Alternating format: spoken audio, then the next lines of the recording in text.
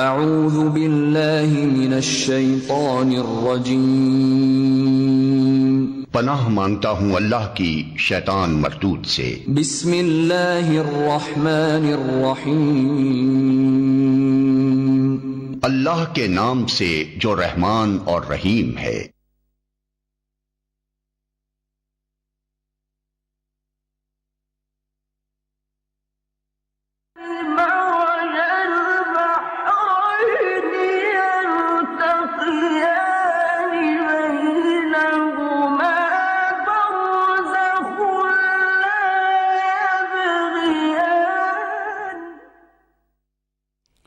اعوذ باللہ من الشیطان اللعین الرجیم، بسم اللہ الرحمن الرحیم، الحمد للہ رب العالمین، الصلاۃ والسلام علی سیدنا و نبینا و طبیب نفوسنا ابی القاسم محمد وعلی آلہ الطیبین الطاہرین المعصومین المنتجبین المنتخبین الذین اذهب اللہ عنہم الرجس وطہرہم تطہیرا واللعن الدائم علی اعدائہم اجمعین، اما بعد فاعوذ باللہ من الشیطان الرجیم، بسم اللہ الرحمن الرحیم، یا ایہا الذین آمنوا کونوا قوامین بالقسط شہداء للہ ولو علی انفسکم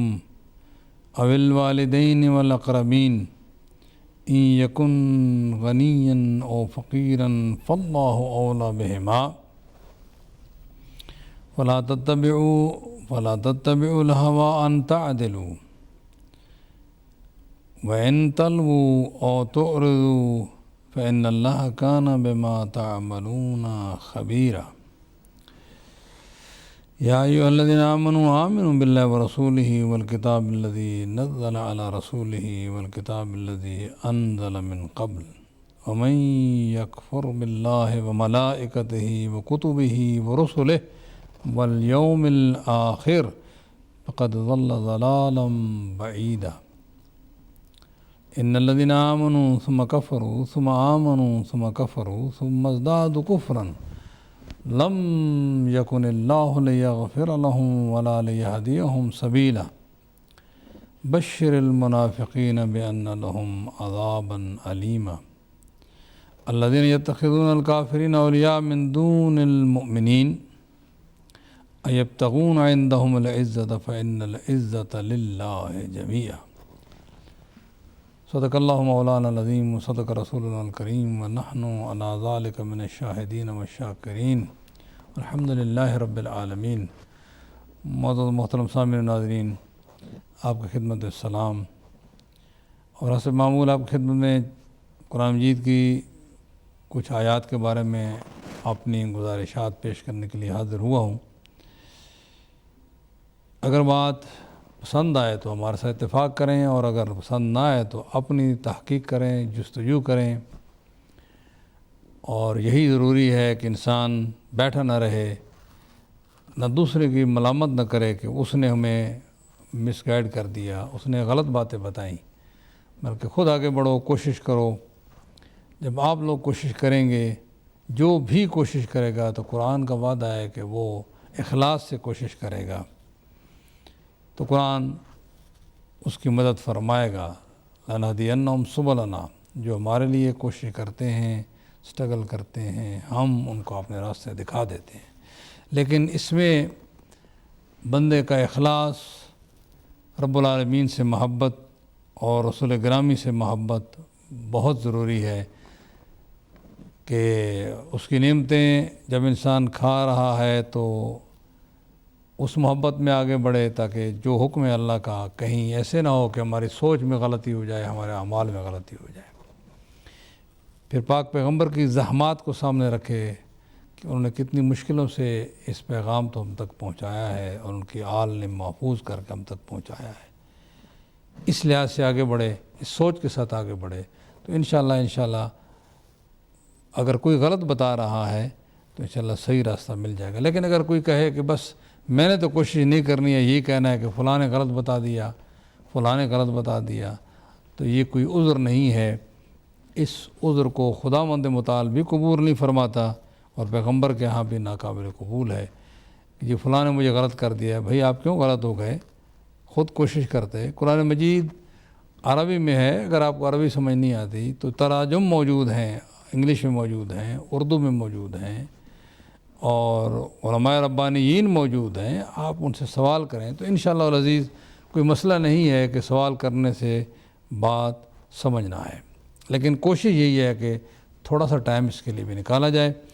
اور میں اپنے انداز سے حسب معمول آج بھی سورہ النساء کی اور 5ویں پارے کی تقریباً آخری آیات ہیں، آخری رکوع اور آخری آیات ہیں، جس میں رب العزت نے مومنوں سے خطاب فرمایا، اے مومنوں تم ہمیشہ ہر بات میں، ہر فعل میں، ہر قول میں عدل و انصاف کے ساتھ قائم رہو۔ زبردست۔ ہر بیماری کی جو سوسائٹی میں ہے اس کی جڑ کو اکاڑ کر پھینک دیا ہے اس آیت نے۔ اگر ہر مومن اور مسلم عدل و انصاف سے بات کرے، مسائل جو ہیں وہ کم سے کم تر ہوتے جائیں گے اور ایک وقت آئے گا ختم ہو جائیں گے، کیونکہ انسان کی فطرت میں ہے کہ عدل و انصاف جب کرتا رہے تو ظلم ختم ہونا شروع ہو جاتا ہے، جھوٹ کی جڑیں کاٹ دی جاتی ہیں، سچ کا بول بالا ہوتا ہے اور حق جو ہیں بلند سے بلند تر ہوتا جاتا ہے۔ لیکن جب انسان جو ہیں وہ ڈٹے رہیں اس لیے کہ ماں باپ نے یہ کہا، اس لیے کہ فلاں مولوی صاحب نے یہ کہا، اس لیے کہ فلاں نے یہ بات کہہ دی، نہیں، انہوں نے جو سمجھا وہ کہا، لیکن آپ کی ذمہ داری اپنی ہے، آپ ان کی طرف سے مسئول نہیں ہیں، وہ آپ کی طرف سے مسئول نہیں ہیں۔ ہر بندہ خود رسپانسیبل ہے کہ وہ اپنی سوچ کو صحیح رکھے اور صحیح کرنے کی کوشش کرے، ہر بندہ خود مسئول ہے، کسی بندے پر جو ہے وہ الزام نہیں دیا جا سکتا۔ وَلَا تَزِرُ وَازِرَةٌ وِزْرَ أُخْرَىٰ، کوئی کسی کا بوجھ نہیں اٹھائے گا۔ اس کا مطلب یہی ہے کہ یہ کہیں جی بس یہ اس نے مجھے گمراہ کر دیا، اور یہ کوئی بات نہیں ہے۔ اس لیے قرآن مجید کی طرف توجہ کرنا، کوشش کرنا، قرآن مجید کی طرف اس کے معنی تک پہنچنا ہر مسلم، ہر کلمہ گو کی ذمہ داری ہے، اور اس میں کوشش کرے کہ عدل و انصاف کو سوچتے ہوئے بھی، بات کرتے ہوئے بھی عدل و انصاف کو قائم رکھے، کسی طرف جو ہے وہ جھک نہ جائیں۔ ہاں جھکے اس طرف جس طرف حق ہے، یہ تو ضروری ہے۔ یہ نہیں کہا جا سکتا کہ چلیے جی آدھا حق لے لیتے ہیں آدھا باطل لے لیتے ہیں اور پھر جو ہے وہ گیو اینڈ ٹیک کا مسئلہ چلتا رہے گا، یہ نہیں ہے۔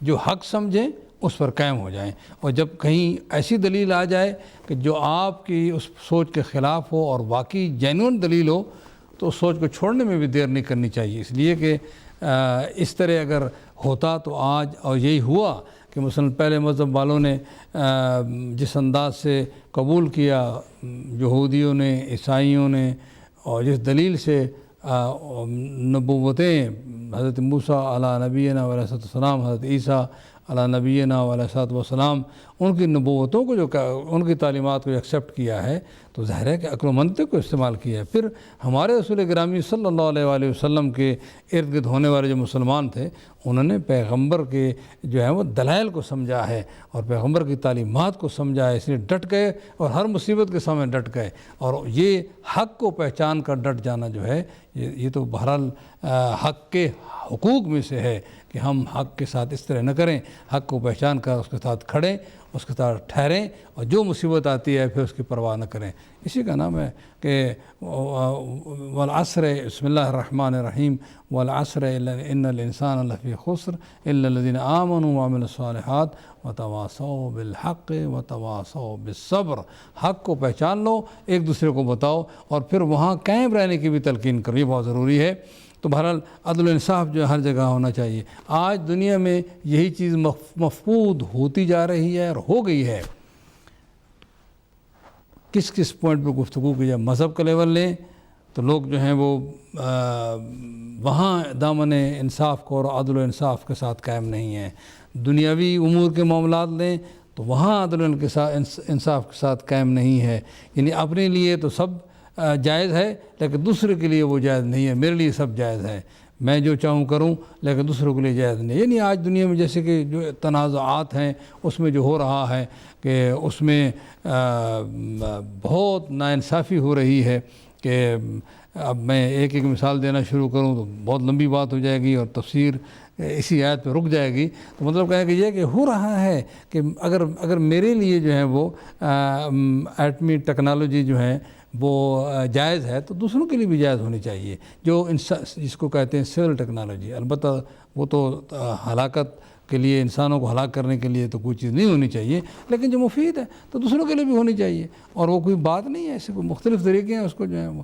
تو اسی طرح جو ہے وہ اگر ایک حکومت اس دنیا میں چل رہی ہے اور پھر اس حکومت کے خلاف اگر آپ نے ہنگامے کروانے ہیں اور وہاں اسلحہ دے کر قتل و غارت کرنی ہے تو پھر کہنا ہے وہ بندے مظلوم ہو گئے اور حکومت ظالم ہو گئی ہے۔ نہیں، دونوں طرف دیکھو، بٹھا کر ان سے بات کرو ہتھیار اٹھانے سے پہلے، تاکہ ہتھیار نہ اٹھائیں۔ یہ ہے قتل نہ ہو، بربادی نہ ہو، درخت جو ہیں وہ ضائع نہ ہوں، گھر برباد نہ ہوں، لیکن بات یہ ہے کہ یہ اس منطق کو کوئی نہیں سنتا۔ اور وہ لوگ جو یعنی آپ اسی بات کو لے کر ہم اگر آگے بڑھیں تو دنیا میں ناانصافی کی انتہا ہو گئی ہے کہ بحرین کے لوگ جو ہیں وہ یہی چاہتے ہیں کہ ہمارے حقوق دیے جائیں اور ایک ٹولہ جو ہے ہمارے اوپر جو ہے سوار نہ ہو، لیکن دنیا ان کا ساتھ نہیں دی رہی۔ اور کچھ ممالک تو ایسے بھی ہیں کہ جہاں پبلک کی آواز بھی، یعنی سانس لینا بھی جو ہے وہ گن کر کے سانس لیتے ہیں، اور دنیا کہتے ہیں سبحان اللہ کتنے اچھے ہیں۔ تو پوری دنیا پہ عدل و انصاف جو ہے تقریباً جو ہے وہ معدوم ہوتا جا رہا ہے، لیکن انشاءاللہ وقت آئے گا کہ پوری دنیا میں عدل و انصاف ہوگا، ہر بندہ منصف ہوگا۔ اگر اسی آیت کو دیکھیے کیا فرمان ہے کہ انصاف کے ساتھ قائم رہو اور خدا کے لیے سچی گواہی دو، خواہ تمہارے اپنے خلاف ہو یا والدین کے خلاف ہو یا آپ کے قریبیوں کے خلاف ہو۔ اللہ اکبر! اگر اس نظام کو یعنی مومنوں کو کہا گیا ہے نا، تو وہ تو ہمیشہ یہی جب سچی بات کہے گا، خواہ اس کا اپنے خلاف بھی ہو، والدین کے خلاف بھی ہو۔ لیکن آج یہ بات جو ہے ختم ہو گئی ہے، اپنے آپ کے خلاف بھی کوئی بات نہیں کرتا، والدین کے خلاف، قریبی غلط سلط جو ہیں وہ جھوٹی گواہی کے لیے تیار ہو جاتے ہیں، جھوٹی باتیں کرتے ہیں، نہیں جی وہ تو بالکل نیک پاک ہے۔ تو یہ باتیں جو ہیں اگر ہر آدمی اس مرحلے پر آ جائے تو یقین جانے کہ سوسائٹی تمام غلطیوں سے پاک ہو، یعنی خود بندہ اپنے لیے سپاہی بن جائے، یعنی خود اپنے لیے اپنے اوپر اور ہمسیلف اگر سپائنگ کرے کہ میں غلطی کر رہا ہوں، تو کمال ہے کہ کیسے نہ پولیس کی ضرورت پڑے گی، نہ انٹیلیجنس سروس کی ضرورت پڑے گی، اور نہ فوج کی ضرورت پڑے گی جب انسان عدل انصاف سے جو ہے وہ کام کرے گا۔ تو مطلب یہ ہے کہ یہ سارے اخراجات انسانیت کی بھلائی میں لگ جائیں گے۔ اور یہ ہوا کچھ تھوڑا سے زمانے میں، اور کچھ لوگوں نے یعنی حضور صلی اللہ علیہ وسلم کے زمانے میں ایک خاتون آئی، کہنے لگی مجھ سے غلطی ہو گئی ہے، مجھے سزا میرے اوپر نافذ کریں۔ کون کہتا ہے ایسے جا کر سزا نافذ کریں؟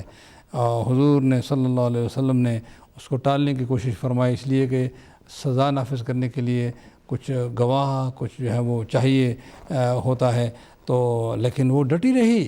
اسی لیے حضرت علی کے زمانے میں جب حکومت میں تھے تو یہ واقعہ بھی ہوا۔ تو کہنے کا مقصد یہ ہے کہ یہ اگر اس طرح لوگوں کو جو ہے وہ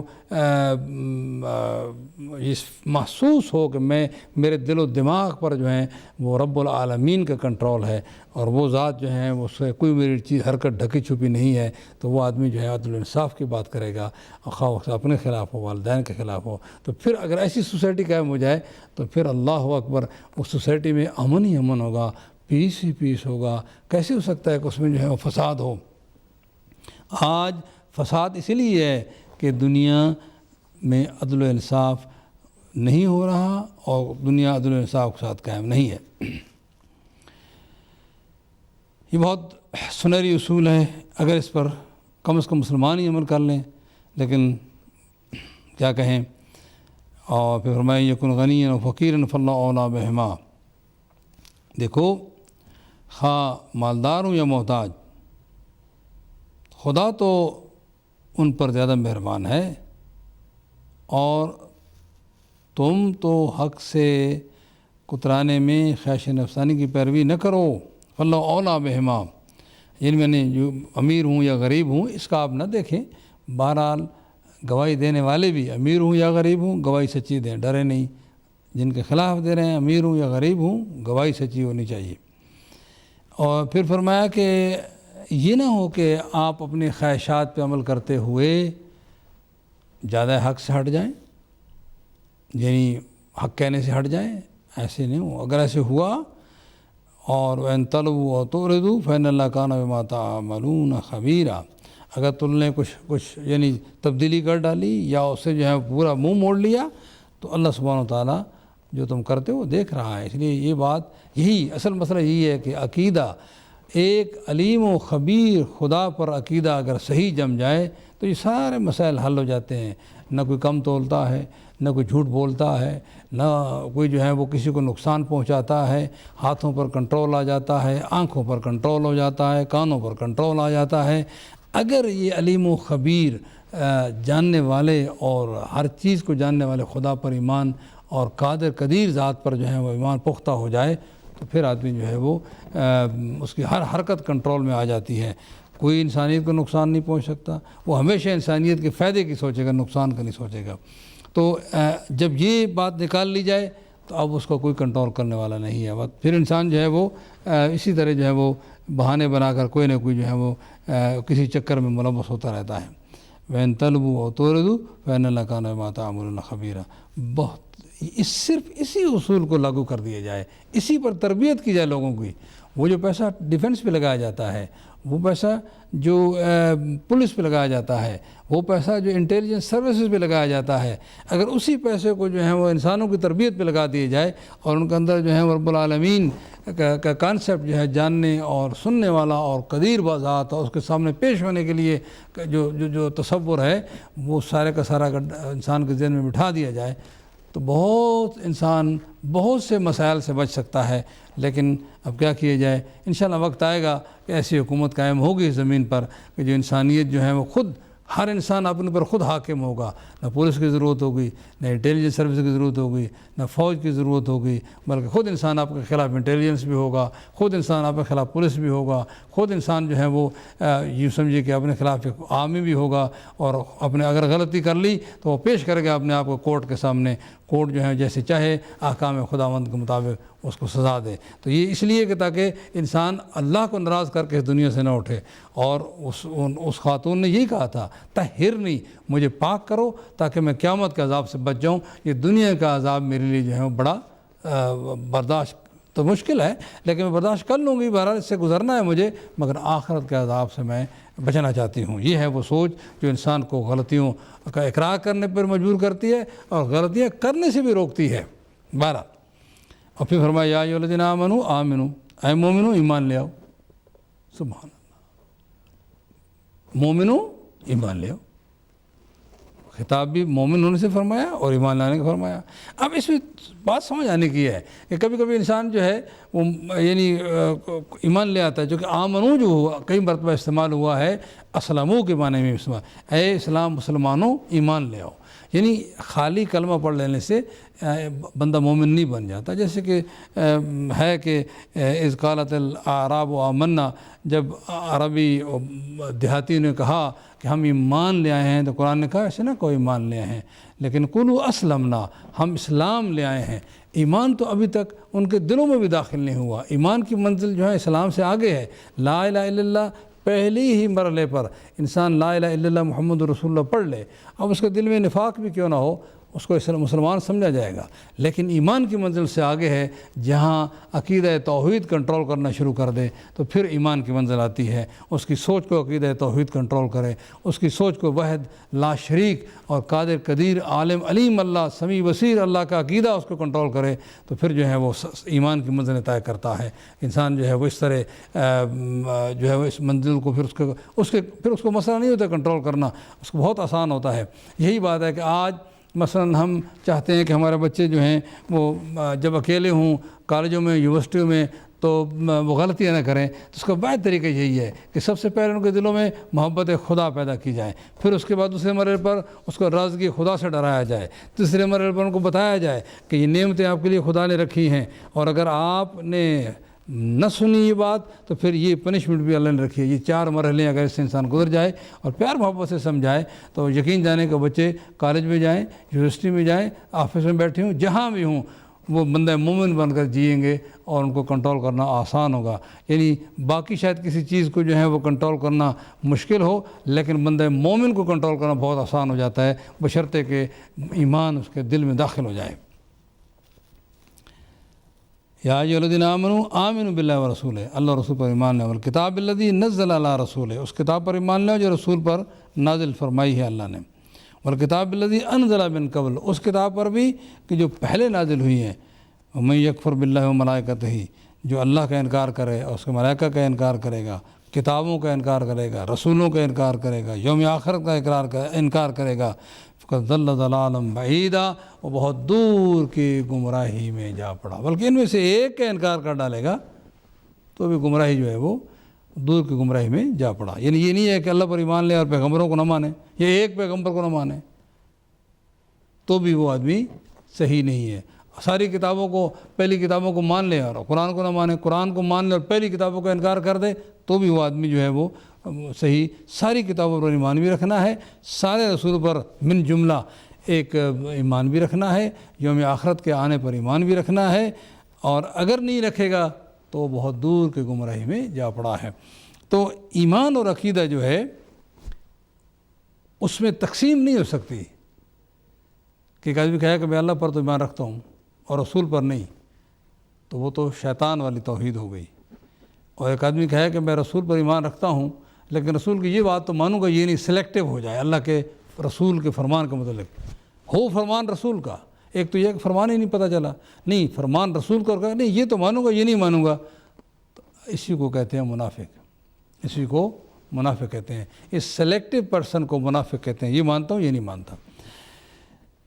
ان الذین آمنوا، پھر فرمایا کہ وہ لوگ جو ایمان لے آئے، ثم کفروا، پھر منکر ہو گئے. اب یہ کفروا جو قرآن مجید میں استعمال ہوا ہے اس پر توجہ کیجیے گا کہ کفروا جو ہے ایک تو یہ خدا کا انکار کر دیا، ٹھیک، مرتد ہو گئے. رسول کا انکار کر دیا، مرتد ہو گئے. نفاق کو بھی کفر کہا گیا قرآن مجید میں. آپ پڑھ لیجیے قرآن مجید میں، نفاق کو بھی کفر کہا گیا. کفروا کے الفاظ ہیں. اب اس میں کوئی تینوں مراد ہو سکتے ہیں. اگر آدمی ایک منافق مومن تھا، یعنی کلمہ پڑھا اس نے، لیکن اپنے آپ کو منافقت کی صف سے نکالا نہیں، مومن منافق نہیں ہو سکتا. لیکن یعنی اس کو میں کہہ رہا ہوں کہ جیسے کہ میں نے کہا کہ آمنو کے الفاظ ہیں کہ اسلام لے آیا، مسلمان ہوا، کلمہ پڑھا، نمازیں پڑھیں، آگے آتے آ رہی ہیں کہ منافق نماز ہی پڑھتا ہے. اس کی نشانی میں عرض کرتا ہوں، ابھی جلدی جلدی جا رہا ہوں اس لیے تاکہ اپنے ٹائم پہ ختم کر سکوں، کہ آج دل ہے کہ 5واں پارہ ختم ہو جائے، اور آپ سے درخواست کروں کہ دیکھیں ایک ایک رکوع کرتے ہوئے بھی ہم نے 5 پارے ختم کر لیے. اگر آپ بھی اسی طرح ایک ایک رکوع کرتے ہوئے اگر کریں تو ایک وقت آئے گا قرآن پورا ختم کر لیں گے. تو پلیز جو بھی زبان آپ بول سکتے ہیں اور سمجھتے ہیں اسی زبان میں قرآن مجید کو پڑھتے رہیے. قرآن مجید کو نہیں پڑھو گے تو بہت مشکل ہے کہ آپ اپنے آپ کو جو ہے وہ گمراہی سے بچا سکیں.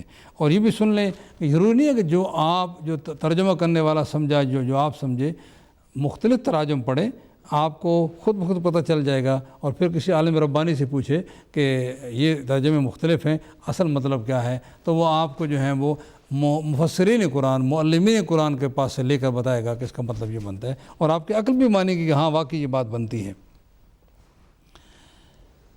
ان الذین آمنوا ثم کفروا، وہ لوگ جو ایمان لے آئے پھر کفر کیا، اور پھر ایمان لے آئے. یعنی یہ کون کرتا ہے؟ یہ اصل میں انٹرنل جنگ ہے، منافق ہی کرتا ہے. ثم آمنوا ثم کفروا، پھر منافق، پھر کافر ہو گئے. ثم ازدادوا کفرا، پھر پکے منافق ہو گئے.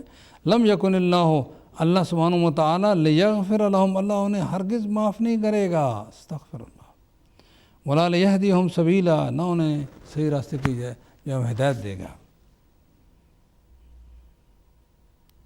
کبھی کبھی آدمی انکار نہیں کرتا، اللہ کا بھی انکار نہیں کرتا، رسول کا بھی انکار نہیں کرتا، رسول کے احکامات، لیکن ایسی پریکٹس شروع کر دیتا ہے کہ ایسا ایسا وہ انکار پہ لا جاتی ہے. بس ایک آدمی جو ہے وہ لا الہ الا اللہ پڑھتا ہے، محمد رسول اللہ پڑھتا ہے، اور مثلا شیعہ تو علی ولی اللہ پڑھتا ہے، لیکن وہ نماز نہیں پڑھتا، ریگولر نہیں پڑھتا نماز. یعنی ایک تو ریگولر نماز پڑھتا ہے، ایک تو ریگولر نہیں پڑھتا نماز. اب یہ بے نماز ہونا اس کو جو ہے وہ لے جائے گا، کفر تک لے جائے گا. اس لیے ایک حدیث سے موجود ہے، ایک بندے نے پوچھا کہ بڑے گناہ کون کون سے ہیں امام علیہ السلام سے، تو آپ نے فرمایا کہ الشرک باللہ بڑا گناہ ہے، اور پھر دوسرے حقوق الوالدین، والدین کی نافرمانی، اور اس طرح سارا ہوتے ہوتے وہ 4-5 بڑے گناہ گنوائے، اور اس میں نماز کا ذکر نہیں کیا معصوم نے۔ تو آدمی حیرانگی سے پوچھا ہے کیا نماز چھوڑ دینا بڑا گناہ نہیں ہے میرے آقا؟ فرمایا ہے تو سمجھا نہیں میری بات، میں نے تو کہہ دی ہے بات۔ مولا فرما دی آپ نے؟ ہاں میں نے کہہ دی ہے کہ الشرک باللہ جو میں نے کہا ہے کہ اللہ کے ساتھ شریک ٹھہرانا، بے نماز جو ہے وہ اللہ کے ساتھ شریک ٹھہرا رہا ہے، وہ مشرکانہ حد تک پہنچا ہوا ہے۔ اللہ اکبر وللہ الحمد۔ کبھی اس قسم کے اعمال بھی جو ہیں اس طرح بھی، اور کبھی سوچ تو بہرحال مومنانہ ہونی ہی چاہیے، اس میں بھی خیال رکھنا چاہیے کہ اللہ سبحانہ و تعالیٰ نہ خدا جیسا کوئی ہے، اللہ کے علاوہ ہر چیز مخلوق ہے، مخلوق خالق کی طرح ہے ہی نہیں۔ کسی کے بارے میں یہ نہ سوچے کہ نہ اللہ کی صفات جو ذات ہیں، عین ذات ہیں، ان کا کوئی شریک ہو سکتا ہے، اور نہ صفات افعال میں کوئی شریک ہو سکتا ہے، نہ عبادت میں کوئی شریک ہے۔ اور اسی طرح اس بات کو سمجھنا چاہیے کہ کسی بندے کے بارے میں، وہ سارے بندے ہیں اللہ کے، کوئی سوچے گا کہ وہ ہے تو یقیناً اس کا وہ تو عقیدے میں شرک کر رہا ہے۔ لیکن اعمال میں بھی ہو سکتا ہے کہ جو آدمی باقاعدہ ریگولرلی نماز نہیں پڑھتا، بالکل پرواہ نہیں کر رہا، تو ایسے آدمی کے لیے اور بھی دوسری چیزیں ہیں۔ مثلا ایک آدمی جو ہے وہ حج واجب ہو گیا ہے، جان بوجھ کر سستی کر رہا ہے، اس سال نہیں اگلے سال، اس سال نہیں اگلے سال، ٹال مول کرتے ہوئے آخر بیمار ہو گیا، مر گیا۔ پیغمبر فرماتے ہیں جس پر حج واجب ہو اور وہ حج نہ کرے اور ٹالتا رہے، کوئی شرعی ریزن بھی نہ ہو، رکاوٹ، تو وہ میری امت سے ہو کر نہیں مرا۔ استغفر اللہ، استغفر اللہ، استغفر اللہ۔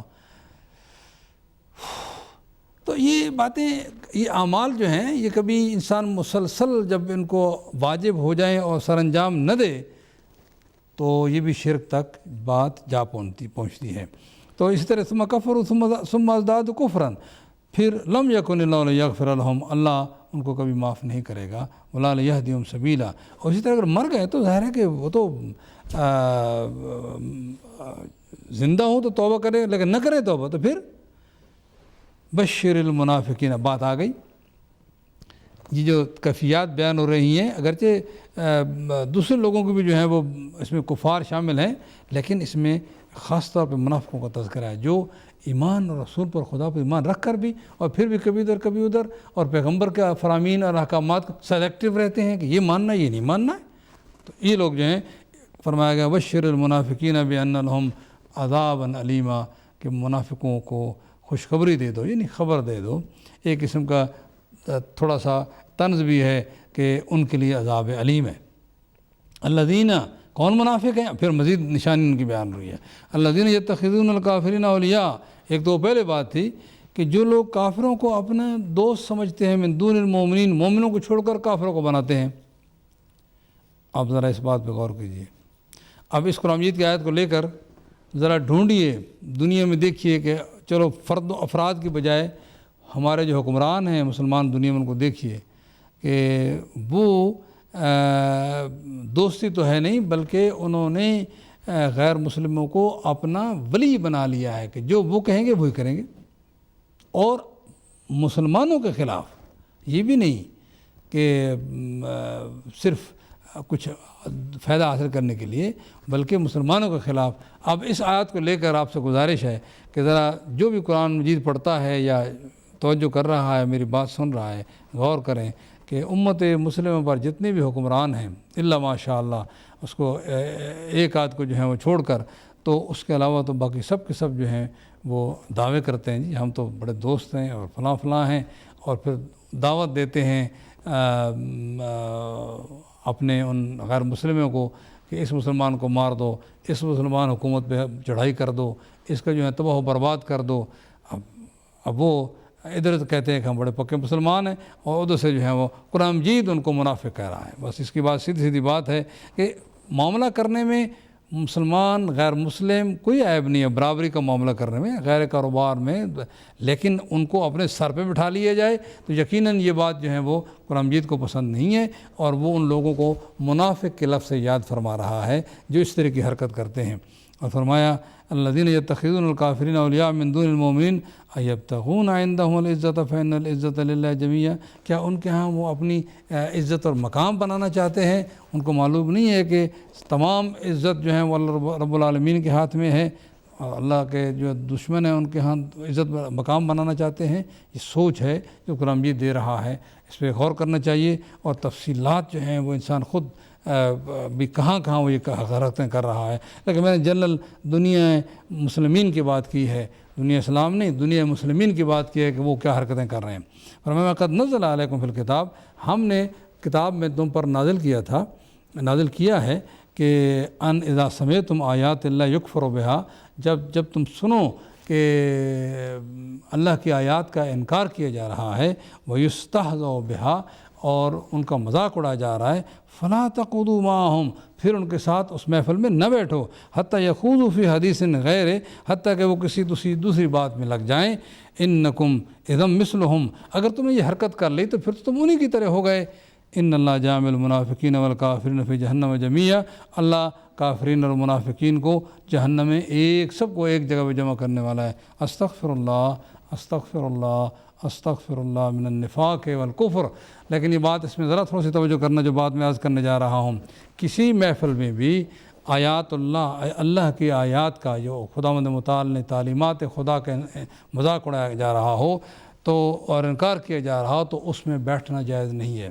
اب میں صرف توجہ دلانا چاہتا ہوں تمام مسلمان بھائیوں کے لیے کہ جس میں کہیں تعلیمات اہل بیت کا مذاق اڑایا جا رہا ہوتا ہے، کہیں جو ہے وہ رسول گرامی کی جو تعلیمات ہیں، مثلا اسی زمانے میں بات چل رہی تھی، ابھی کل پرسوں کی بات ہے کہ جو ہے وہ متعہ جائز ہے یا نہیں ہے، تو بعض لوگوں نے اس کو زنا تک کہہ دیا، حالانکہ یہ ان کے ہاں بھی موجود ہے کہ پیغمبر نے اس کو جائز قرار دیا، قرآن مجید میں اس کے رولس موجود ہیں، واجب نہیں ہے کہ تم ضرور کرو، لیکن یہ کہ ایک چیز حلال ہے اور ایک چیز جو ہے وہ جائز ہے قرآن کے روح سے، ایک چیز جائز ہے پیغمبر کے فرمان کے روح سے، اور صحابہ اس پر عمل کرتے رہے، تو اس کو ان الفاظ یاد کرنا میں سمجھتا ہوں ان لوگوں کو اپنے کلمہ پر نظر ثانی کرنی چاہیے جو حکم قرآنی کا مذاق اڑا رہے ہیں، صرف اس لیے کہ حضرت عمر کے الفاظ ہیں وہ، چونکہ ایک کیس پیش ہوا صحیح مسلم میں، حضرت عمر کے پاس ایک کیس پیش ہوا، میرے خیال میں عمر بن حریث کا کیس پیش ہوا، ایک خاتون نے دعویٰ کیا کہ یہ بچہ اس کا ہے، تو اس نے کہا نہیں میرا نہیں ہے۔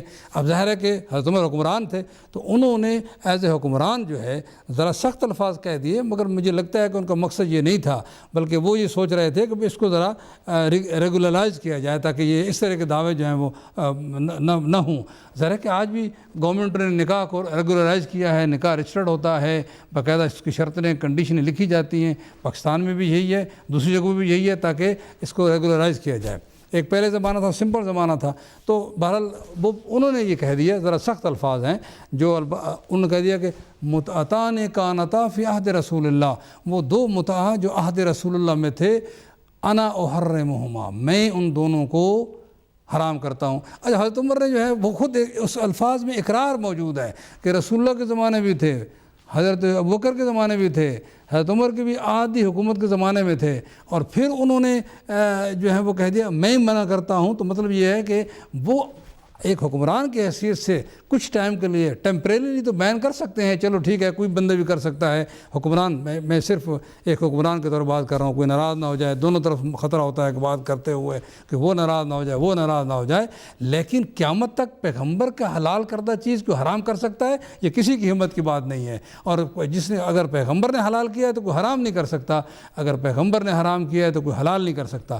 تو یہ جو دیکھیے اس کے حلال ہونے میں سب کا اتفاق ہے، بین کرنے میں اختلاف ہے، اور حضرت عمر کے الفاظ بتاتے ہیں کہ انہوں نے بین کیا ہے۔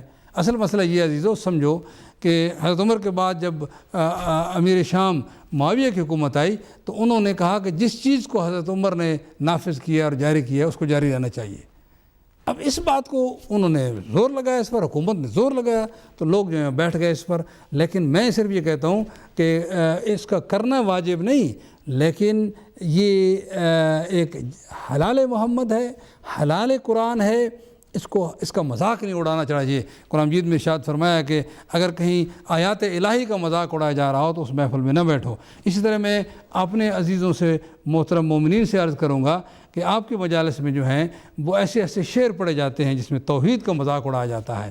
مثلا میں کیسے کہوں مذاق اڑایا جاتا ہے کہ ایک آدمی پڑھتے ہوئے کہتا ہے کہ نصیری کا خدا آ گیا. نصیری نے بکواس کی ہے, نصیری نے غلط کیا ہے, اس میں نعرے لگائے جاتے ہیں. اب یہ امیر المومنین کے ساتھ بھی مذاق ہے اور رب العالمین کی توحید پر جو ہے وہ اٹیک ہے, اور اس مجلس میں نعرے لگائے جائیں. غلط بات ہے, غلط بات ہے. عزیزو سمجھو یہ غصے والی بات نہیں ہے. یہ آپ کو قرآن مجید فرما رہا ہے کہ اگر تم نے یہ باتیں, اگر کوئی آدمی یہ بھی پڑھ رہا تھا کہ نصیری نے بھی کوئی غلط نہیں کہا, لا حول ولا قوت الا باللہ العلی العظیم, پھر صحیح کیا ہوا اور اس پہ نعرے لگائے جا رہے ہیں. میں صرف آپ خدمت عرض کر رہا ہوں خدا را سمجھو اس بات کو. قرآن مجید فرما رہا ہے انکم اذا مثلہم, پھر تم بھی ان جیسے ہو جاؤ گے. کیا کوئی شیعہ ہے جو اپنے آپ کو نصیریوں کی طرح سمجھے؟ استغفر اللہ. شیعہ اثنا عشری وہ توحید کا اقرار کرتے ہیں لیکن ان کو اپنی کم علمی اور جہالت کی وجہ سے ایسے وہ لوگ جو پڑھنے والے سے سمجھ نہیں رہا ہوتا. ایک صاحب پڑھ رہے ہیں کہ خدا نے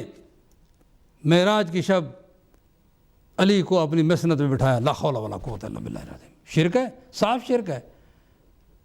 مشرکانہ خیالات جو ہیں شیعوں میں, اور وہ پڑھنے والا اسٹیج سے پڑھے اور لوگ آگے نعرے لگائیں. نہیں, جہالت ہے عزیزو. اگر آپ نے اس بات کی نعرہ لگا کر تصدیق کی ہے تو آپ بھی اس مشرکانہ خیالات میں شریک ہو گئے. ایسی باتیں ایک سے پڑھ رہے تھے, اور آپ کو باتیں سر کڑوی لگیں گی لیکن میں اپنوں کو بھی سمجھا رہا ہوں, دوسرے دوستوں کو بھی سمجھا رہا ہوں. یہ آیت بہت خطرناک ہے ان لوگوں کے لیے جو ایسے شعر و شاعری پر جو ہے نعرے لگاتے اچھل کود کرتے ہیں.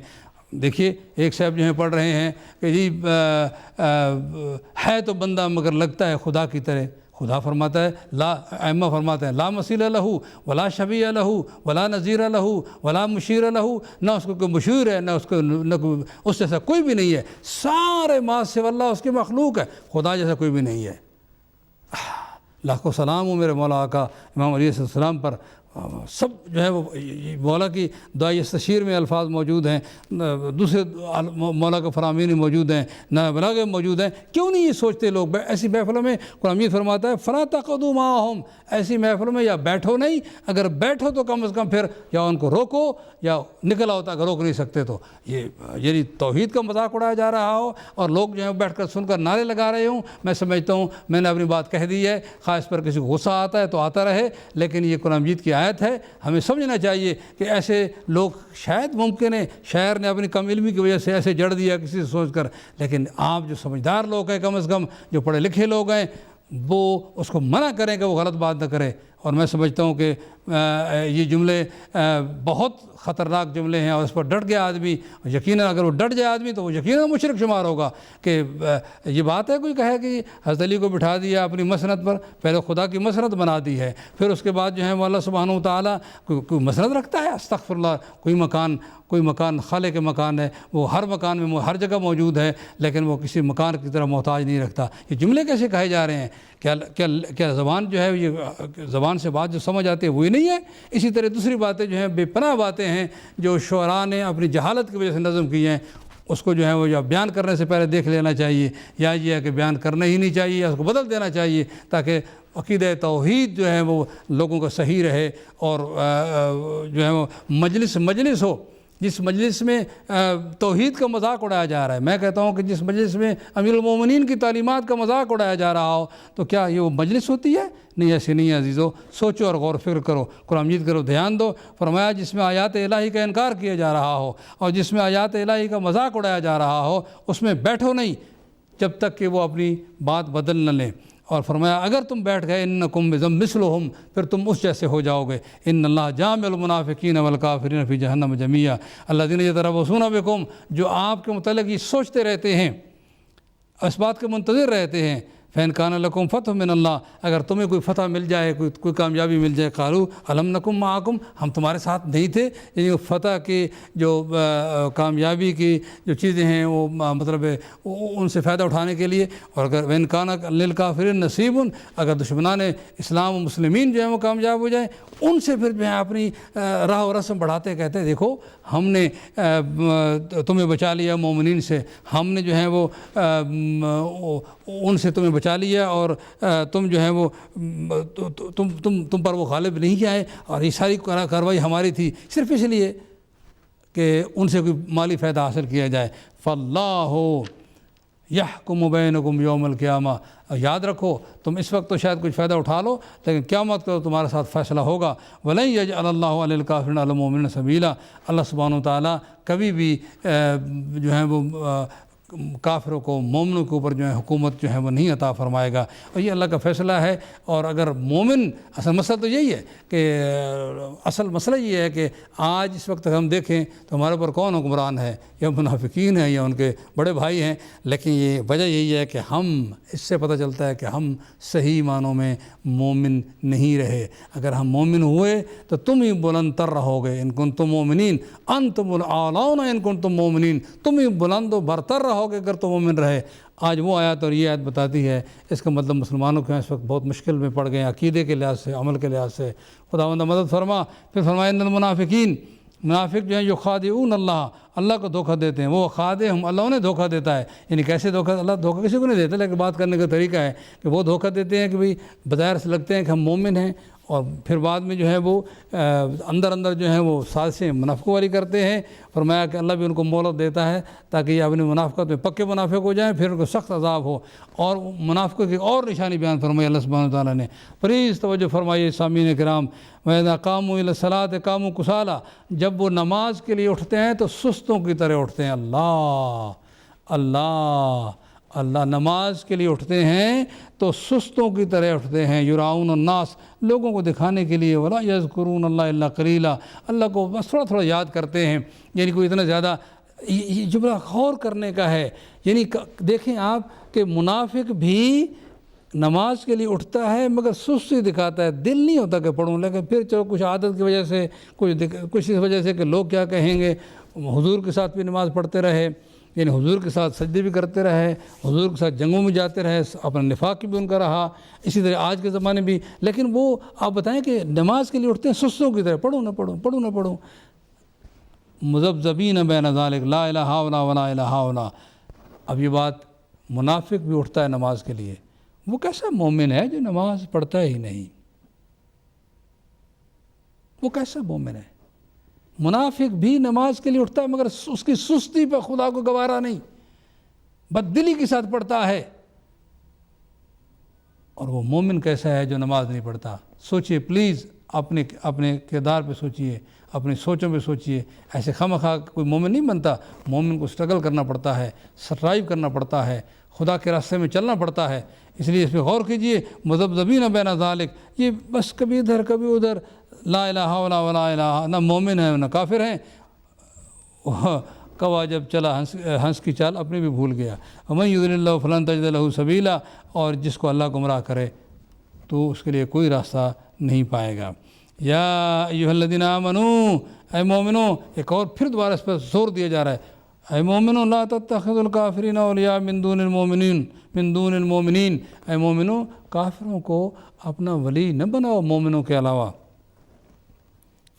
اس آیت کو بھی لے لیں، پہلی آیت بھی موجود ہے، دنیا اسلام میں دیکھیں، مسلمانوں میں دیکھیں کہ اس کو اپلائی کریں اور اپنے دل سے پوچھیں کہ آپ کہاں کھڑے ہیں۔ دوستی الگ چیز ہوتی ہے، ولی ہونا الگ چیز ہوتی ہے، لیکن آپس میں جو ڈیل ہوتی ہے وہ الگ چیز ہوتی ہے۔ اور یہ نہیں ہے کہ ہم کوئی آدمی کافر ہے تو مومن ہے اس لیے ہم رگڑا پلا دیں کافروں کو، نہیں، اس لیے نہیں۔ ہماری مثال، مومن کی مثال ایک ڈاکٹر جیسی ہوتی ہے جو مریض سے پیار کرتا ہے، مرض سے نفرت رکھتا ہے۔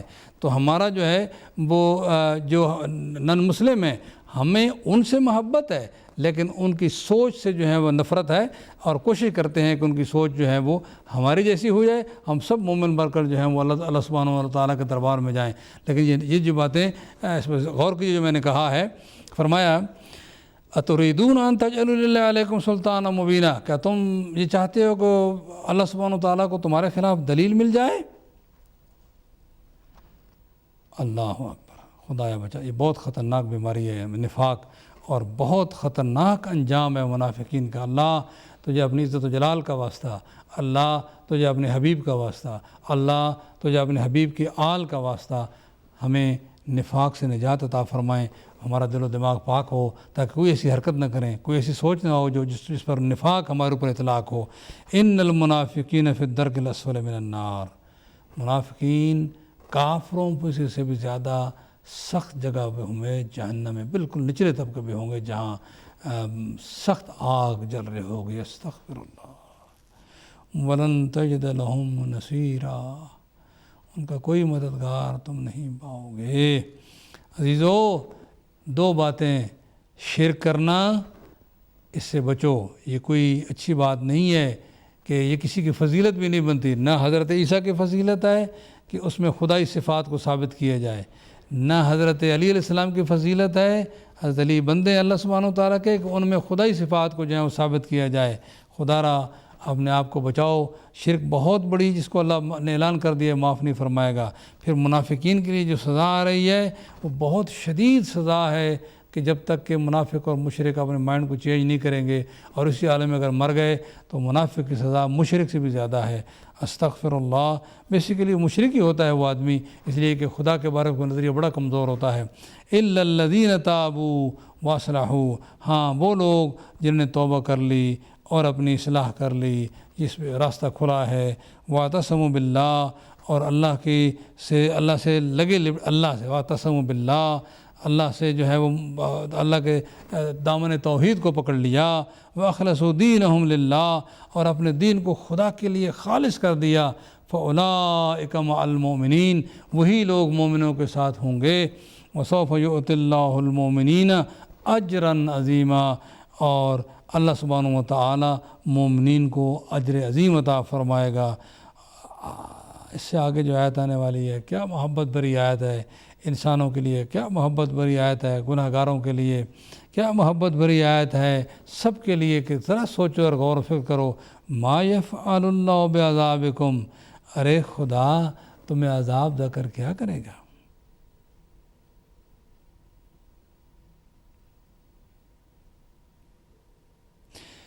ما یفعل اللہ بعذابکم ان شکرتم وآمنتم، اگر تم اس کے شکر گزار بن جاؤ اور اس پر ایمان لے آؤ، اللہ تمہیں عذاب دے کر کیا کرے گا. وکان اللہ شاکرا علیما، اللہ تمہارے اعمال کو قبول کرنے والا ہے اور جاننے بھی والا ہے تمہارے اعمال کیسے ہیں اور کس کے لیے ہیں. عزیزان گرامی، اس آیت پہ غور کیجیے گا اور اس پہ توجہ فرمائیے گا. کیا کتنی عظیم محبت ہے. کھاتے بھی اسی کا ہیں، زمین اسی پہ رہتے ہیں، اسی کے آسمان تلے جیتے ہیں، اور پھر بھی اس کی نافرمانی کرتے ہیں. لیکن کتنی محبت بھری بات ہے اس کی طرف سے، کہ اللہ کو تمہیں عذاب دے کر کیا ملے گا.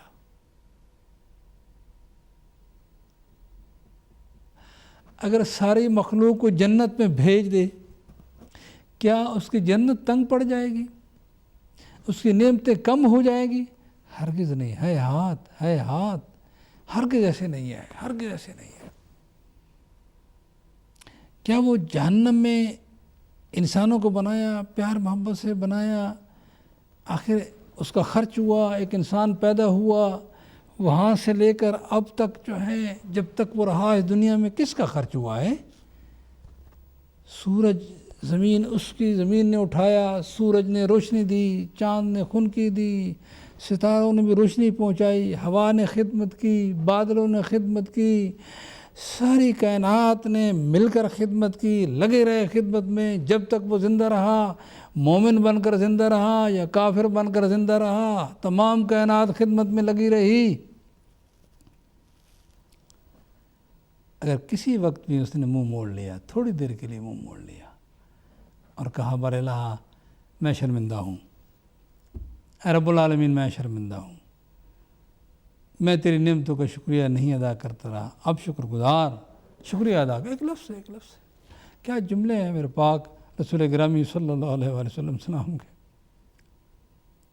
صرف گناہ پر پشیمان ہو جانا، اتنا کہنا کہ میں نے غلطی کی، بر الہ توبہ شمار ہو جاتی ہے.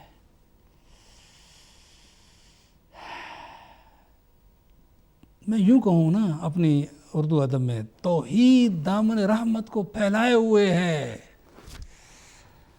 یہ ہماری غلطی ہے کہ ہم توحید کے قریب نہیں جاتے، یاد بھی نہیں کرتے، اتنا بھی نہیں کہتے بر الہ تیرا شکریہ، یہ نعمت تیری ہے، یہ سب کچھ تیرا عطیہ ہے، اتنا بھی نہیں کہتے.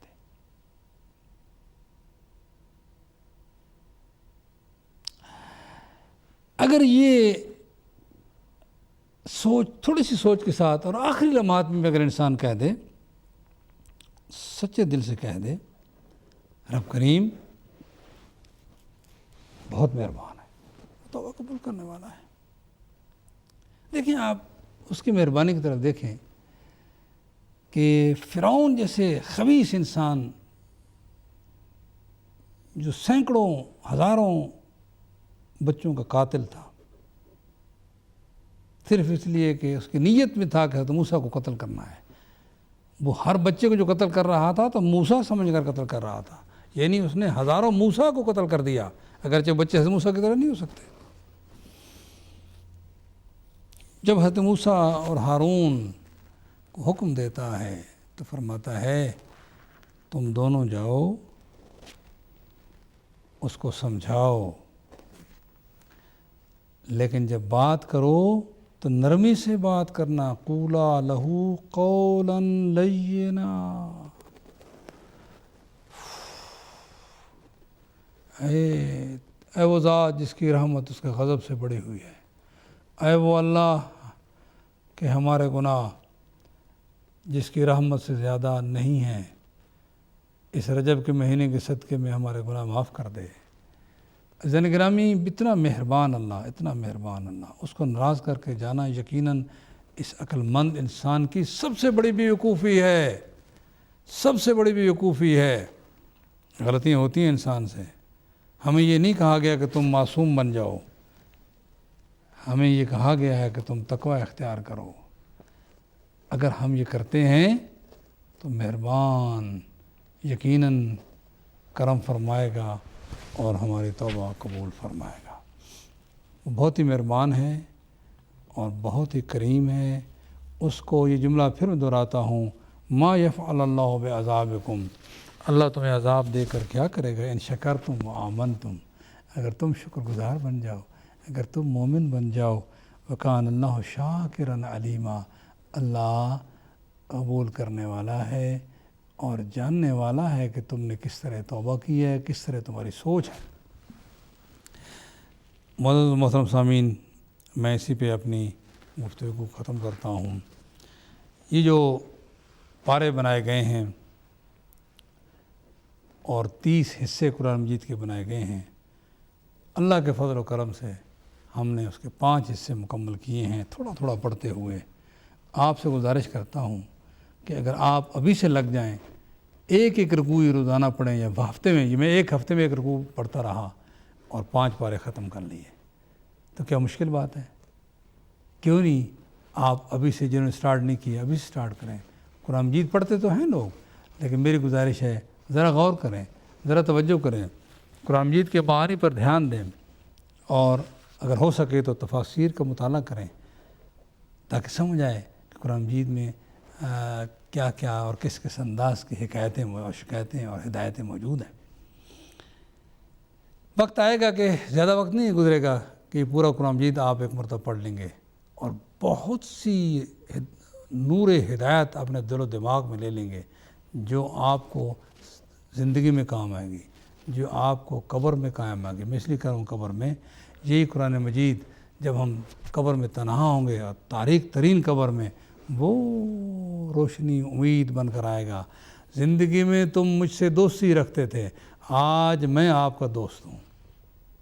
حدیث میں آیا ہے کہ جو جہاں قرآن مجید جس کا ساتھ ہو جائے گا، جس کی شفاعت فرمائے گا، اس بندے کی شفاعت قبول ہو جائے گی، اور قرآن مجید جس کے خلاف کھڑا ہوگا اس کی شفاعت کوئی کر نہیں سکتا۔ دوستی کرو قرآن مجید سے، محبت کرو قرآن مجید سے، اور اس پیار محبت کے ساتھ دنیا سے میں رہو اور دنیا سے اٹھو، پھر دیکھو قرآن مجید کی جو ہے دنیا میں بھی مدد ہوگی اور آخرت میں بھی۔ قرآن مجید کیا ہے؟ قرآن مجید اللہ کا کلام ہے، رب العالمین کا کلام ہے۔ قرآن مجید جو ہے وہ رب العالمین کا کلام ہے، یہ رب العالمین کی باتیں ہیں۔ اگر رب العالمین مدد نہیں فرمائے گا تو کون مدد فرمائے گا؟ لہذا قرآن مجید کی تلاوت کو اپنی معمول بنائیں، اپنے بچوں کو اس کے لیے تیار کریں، اپنے پیار محبت سے ان کو تیار کریں۔ آج کل بہرحال بچوں کو مسجد میں لے جایا جاتا ہے اور بچے جا کر پڑھتے ہیں اور پڑھ کے واپس آ جاتے ہیں، دیکھتے ہیں کہ ماں باپ قرآن مجید کو ہاتھ نہیں لگا رہے، نہ ٹائم لگا رہے ہیں، تو بچے بھی ایک وقت آتا ہے کہ وہ چھوڑ دیتے ہیں۔ ہمت کرو، اپنے سامنے اگزامپل بنو بچوں کے سامنے، تاکہ بچے بھی قرآن مجید کی تلاوت کریں۔ الحمدللہ رب العالمین۔ یہ پارے اگرچہ پیغمبر کے زمانے میں پارے نہیں تھے، پیغمبر کے زمانے میں صحابہ 3 دن میں قرآن مجید ختم کرتے تھے، اور اسی طرح جو ہیں وہ یہ بعد میں بنائے گئے جب تراویح اسٹیبلش ہو گئیں، پہلے تو نہیں تھیں، تو جب اسٹیبلش ہو گئیں تو یہ 3 حصے بنا دیے گئے۔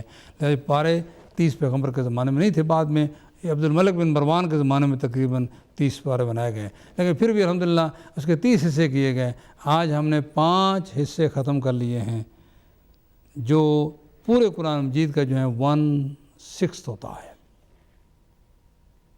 1/6۔ الحمدللہ رب العالمین۔ خدا نے ہمیں توفیق دی کہ ہم نے ختم کر لیا۔ آپ حضرات سے گزارش ہے کہ آپ بھی تلاوت کرتے رہیں، ہمیں دعا میں یاد کرتے رہیں۔ رب العالمین ہمارا اور آپ کا نگران ہو، اور خداوند متعال ہمیں قرآن مجید کے ساتھیوں میں سے بنائے، قرآن مجید کو پھر ہمارا ساتھ بنائے، تاکہ ہماری دنیا بھی صحیح ہو، آخرت بھی صحیح ہو، قبر بھی منور ہو، اور قرآن مجید ہماری شفاعت فرمائے، محمد و آل محمد علیہ السلام ہماری شفاعت فرمائیں، جو معلمین قرآن ہیں۔ اللہ ہمیں ان کی شفاعت نصیب فرما۔ اے مسلمانوں پر اپنا کرم فرما قرآن کے صدقے میں، اور محمد و علیہ السلام صدقے میں۔